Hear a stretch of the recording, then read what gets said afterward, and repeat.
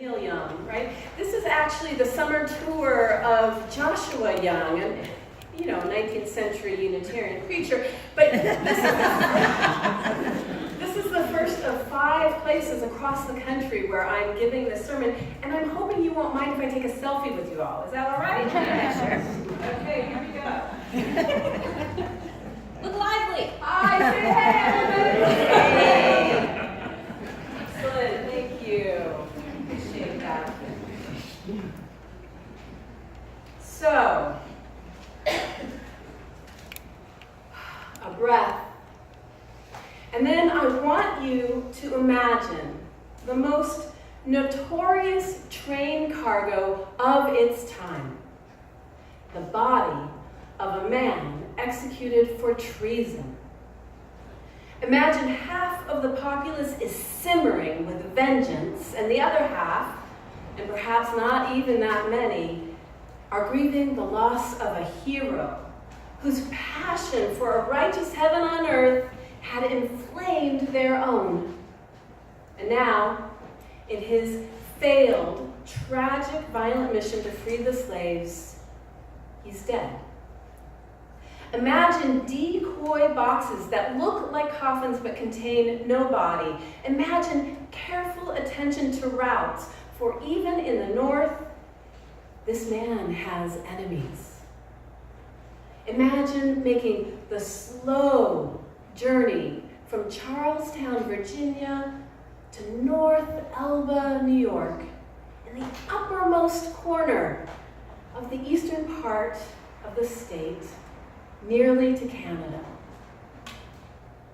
Now imagine that you are an admirer of this man who sought to free the slaves by any means possible, as you too had done within your own realm. Imagine you are in Burlington, Vermont, and the train has just passed to the south of you, and you just might be able to attend the funeral if you leave now. Imagine with you a fierce friend and a long horse ride.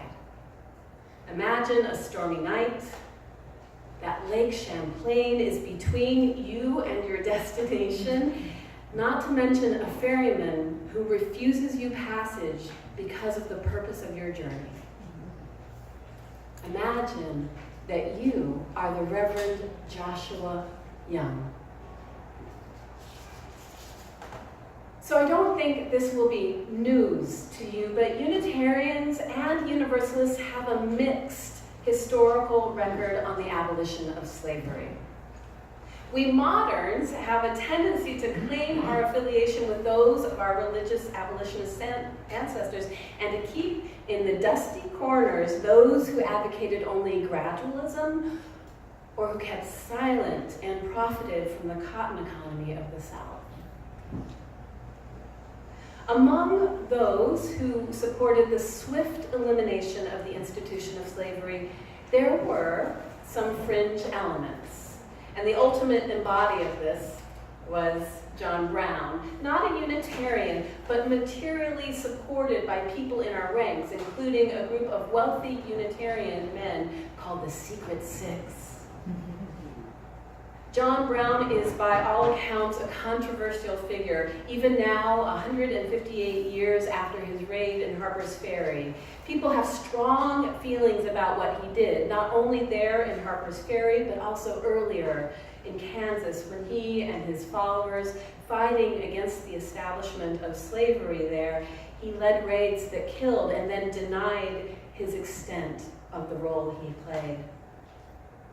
Brown's attempt to foment a slave rebellion at Harper's Ferry is considered by many at best misguided and at worst cold-blooded murder. It does not help that the first person to die in that ill-fated effort was a free black man named Hayward Shepherd. And this sermon is not intended to persuade you one way or another about Brown, but to shed light on the man who buried him with honor and dignity and provided pastoral solace for his grieving family.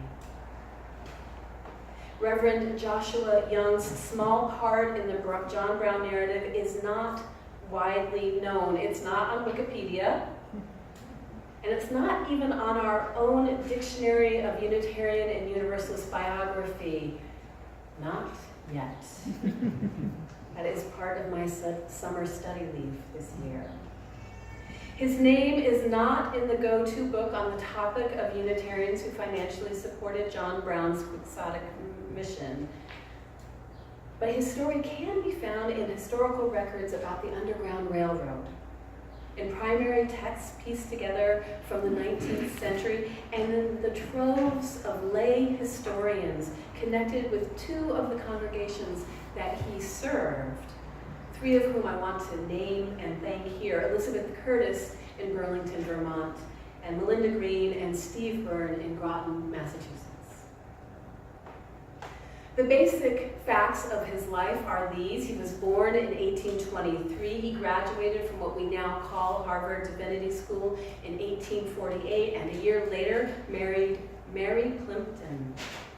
He took his first pastorate in Boston, where he and Mary were both co-conductors on the Underground Railroad.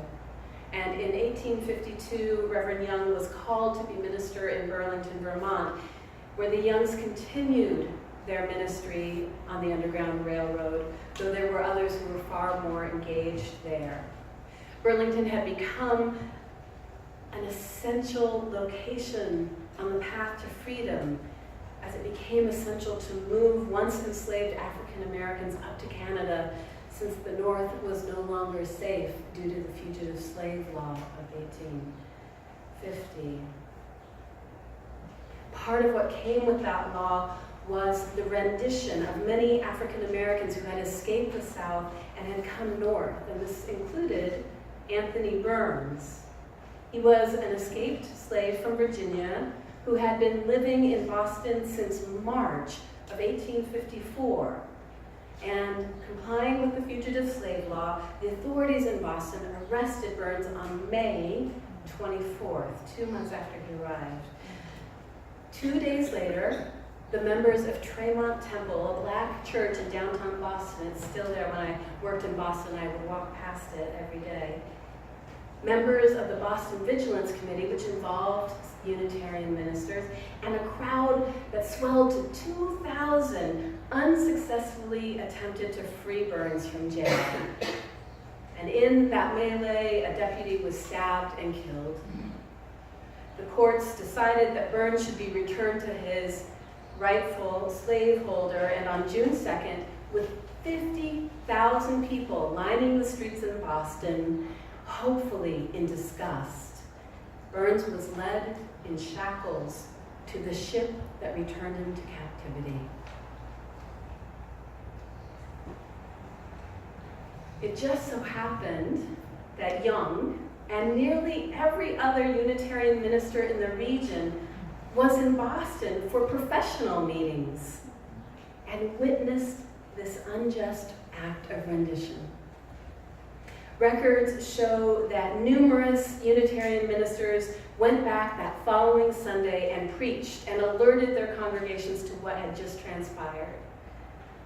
With his long travels back to Burlington, Young was not preaching that first Sunday. His fiery sermon came the following week, preaching that the Fugitive Slave Law was, quote, wicked and infamous, a dark deed of sin, an act of treachery. And that disobedience to this human-made law was obedience to God. He preached, I have come back to fulfill a vow I then and there laid upon my soul to plead the cause of the slave, the cause of human rights and liberty with renewed zeal, to give whatever talent God has bestowed on me and whatever influence I am permitted to exist to the agitation and discussion of this evil, wrong, crime against man, sin against God, American slavery. Those were his fiery words in 1854. And now we join a bit of a time machine and fast forward 5 years to 1859. That Young ended up officiating the funeral of John Brown contains both elements of fate and of serendipity. Much like the nation, Young's attention was drawn to the violent drama that took place at Harper's Ferry, West Virginia in the middle of October, when John Brown and his band of raiders attempted to foment a slave revolt to bring an end to American slavery. Many of Brown's co-conspirators, including 2 of his sons, were killed in that unsuccessful attack. Those captured alive, including Brown, were brought to trial and sentenced to death. Once Brown was executed, his body was transported to the small community of North Elba, New York, where the Brown family had a farm. And if you're not familiar with North Elba, and I haven't yet had the chance to be there, it was actually founded by a Unitarian, Garrett Smith, as a free utopian community for African Americans. Joshua Young, racing against time, traveling through that dark and stormy night, arrived just 4 hours before the funeral was meant to start, and he found himself the only clergy present. Abolitionist Wendell Phillips enlisted Young on the spot to conduct the funeral. Phillips was already planning on doing the eulogy, and so Young offered a prayer and benediction under the shadow of the large boulder that to this day marks the gravesite. Word of the funeral spread quickly, at the pace of that time, not like today. And it even spread back to Burlington because a newspaper published a transcript of Young's words, including those spoken directly to the widow to assuage her grief. Reverend Young quoted 2 Timothy chapter 4, saying that Brown had fought the good fight, elevating the mad abolitionist to martyr and equal to biblical Paul. This did not play well back home. Numerous prominent families took great umbrage, and 6 left immediately. Others left at a slower pace, and others still, according to Young's numerous memoir-like accounts, practiced social ostracism against him and his wife. Young felt he had no choice but to resign. Here are the words from his letter of resignation in Burlington just a few years after burying Brown. I rejoice that no graver charge is made against me than that I have pushed the principles of general justice and benevolence too far, further than cautious policy would warrant, and further than the feelings of some would go along with me. In every accident which may happen through life, in pain and sorrow, in depression, in distress, I will call to mind this accusation and be comforted. Some 40 years later, Young wrote a stinging assessment of the reception he received from the congregation he had served for nearly a decade, noting that he made no apology for his sympathy with a felon nor bringing solace to that felon's family in distress. And as I was greeting you all, I had a chance to notice the beautiful statement your board made to one of your earlier ministers who spoke out as a pacifist. And your board supported him, even if not all of them agreed.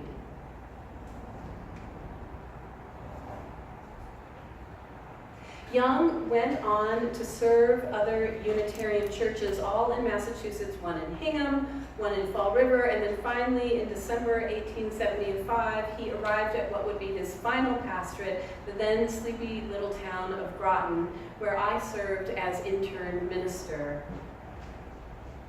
Towards the end of his very long tenure in Groton, I believe he was there 29 years, Joshua Young had another opportunity to say words of honor, solace, and witness in North Elba.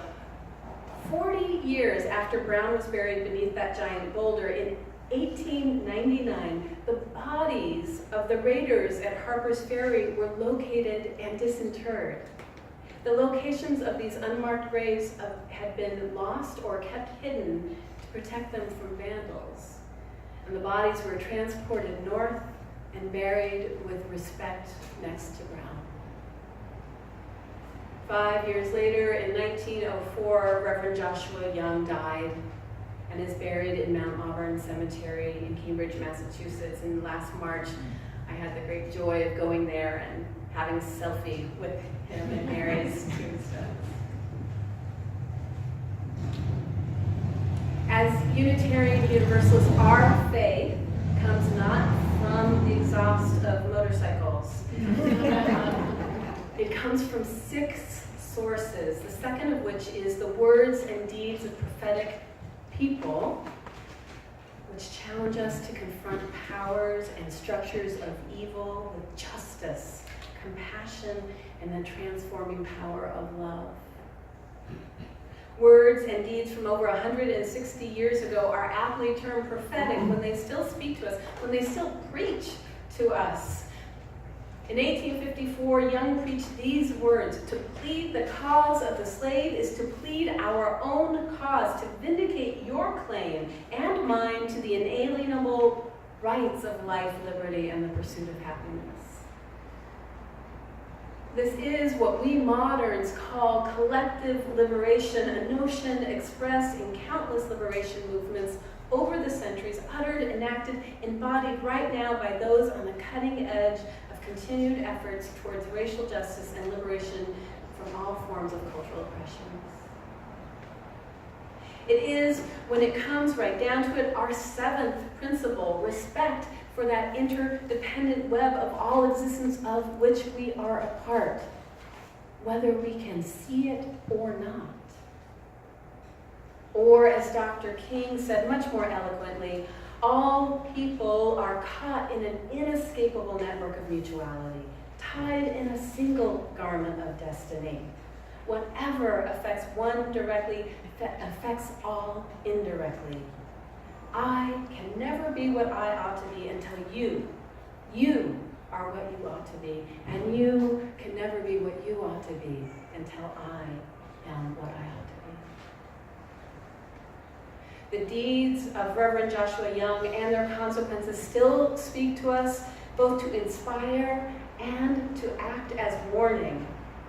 That Young's ministry in Burlington was brought to a close, likely because of his perceived improper, extreme stance directly related to racial justice in his time, speaks to us now in how our congregations across the nation either support or censor ministers or other religious leaders for speaking out in favor and support of Black Lives Matter, or for naming patterns of white supremacy in our midst. Of course, the struggle for racial justice dwells not in history alone. It is alive right here, right now. And for those of us of a certain age who wonder what we might have done in the civil rights era, we need not wonder about the past, but reflect upon our own actions in this time, now. It is about our nation now, how white supremacy continues to break hearts metaphorically and bodies literally, with police brutality visited disproportionately on people of color. It is how white supremacy does not look like what it did in the middle of the 19th century or even the middle of the 20th century, but is still very much alive and thriving and requires our urgent and persistent attention. Not just showing up for big public events or hanging of banners, but for the long haul that involves relationship building and behind-the-scenes engagement.